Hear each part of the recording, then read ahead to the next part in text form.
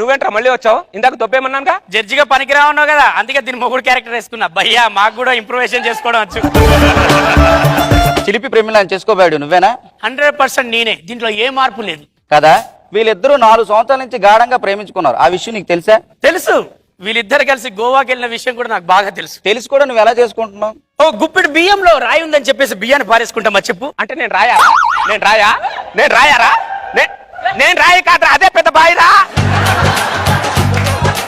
అది చిరికిపోయిన చొక్క, దాన్ని ఎలా వేసుకుంటావురా నువ్వు? పుట్టుకొని మరి వేసుకుంటాను బ్రదర్. ఎలా మాట్లాడుతున్నారు వాడు?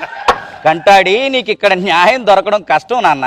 ఇక్కడ న్యాయం దొరకపోతే పై కోటికి వెళ్తా, ఆ పై కోటికి వెళ్తా, ఆ పై కోటికి వెళ్తా. పైకి వెళ్ళి వచ్చేలోపు ఈ గ్యాప్ లో ఆడితే 2 పిల్లలు కంటది. దాన్ని నువ్వు యాక్సెప్ట్ చేస్తావా? నేనే యాక్సెప్ట్ చేస్తాను. నువ్వేంటి?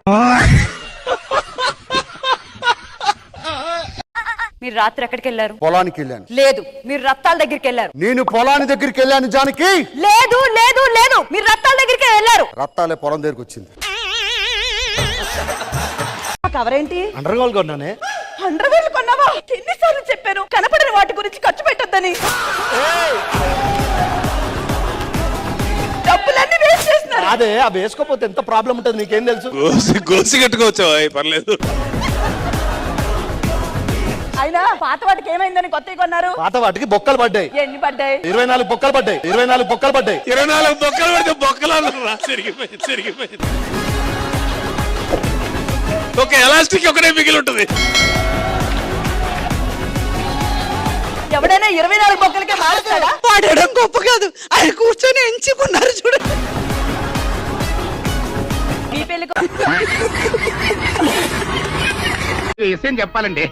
మా బుల్లిరాజు గారు పుట్టినప్పుడు నా గురించి చెప్పు మా బుల్లిరాజు గారు పుట్టినప్పుడు మా ఆవిడికి పురుడు పోసిన మంత్రసాని చూసి పుట్టింది పంది పిల్లేమో అనుకుని అని అడిచి ముడిచిపోయిందండి. డాడీ ఇప్పుడు ఎవరెందుకు? ఊరుకోవా, మన జీవితాల్లో గొప్ప ఈ చిత్రాలు జరిగినప్పుడు 10 మందికి చెప్పుకోవాలా. ఇప్పుడు మంత్రసాని మూర్చిపోయింది కదండి.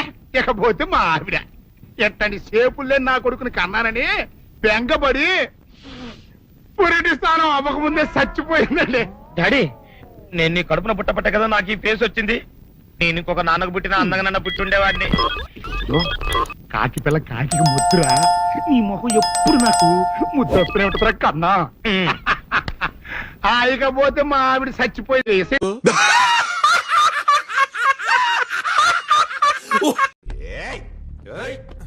భుజం మీద చెయ్యి వేయకూడదు, వేస్తే మర్యాదగా ఉండదు చెప్తున్నా. అరే బొమ్మలు అమ్మటానికి వచ్చాను అనుకున్నావు. రాజ్, ప్రకాష్ రాజ్ ఎప్పుడు వస్తానో నాకే తెలియదు. ఐఎమ్ నీ గజనీ, ఏమైందో తెలియదు. I'm Lee, doctor Bali, mental specialist. ఎందుకు వచ్చానో తెలియదు. వాళ్ళ కేసులేంట్రా? నాగ చైతన్య ఫ్యాన్స్ కేసేశారు సార్. ఫ్యాన్స్ కేసేస్తున్నా ధైర్యంగా నుంచున్నావంటే ఏం గుండ్రా నీది? బోడిగుండు సార్.